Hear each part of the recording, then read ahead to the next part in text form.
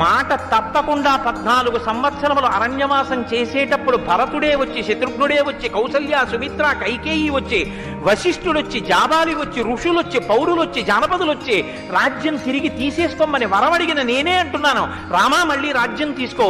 ఎవరి కోసం అడిగిందో ఆ భరతుణ్ణి చెప్తున్నాను, రామా రాజ్యం తీసేసుకో అన్నా సరే, సత్యమేవేశ్వరో లోకే సత్యం పద్మాశ్రితా సదా సత్య మూలాని సర్వాణి సత్యాన్నాస్తి పరం పదం.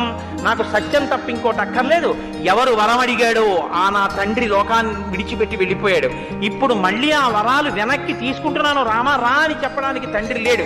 ఆ తండ్రి ఇచ్చిన మాట నిలబడాలి అంటే, తండ్రి పైలోకాల్లో సంతోషించాలంటే నేను 14 ఏళ్లు అరణ్యవాసం చేయడం వినా నాకు మార్గం లేదు అని మాటకి కట్టుబడి 14 ఏళ్లు అరణ్యవాసం చేసి తృణం కింద రాజ్యాన్ని విడిచిపెట్టినటువంటి మహాపురుషుడిగా రామా నీ కీర్తి 10 కాలములు శోభింది రామాయణం లోకంలో యుగాలతో సంబంధం లేకుండా.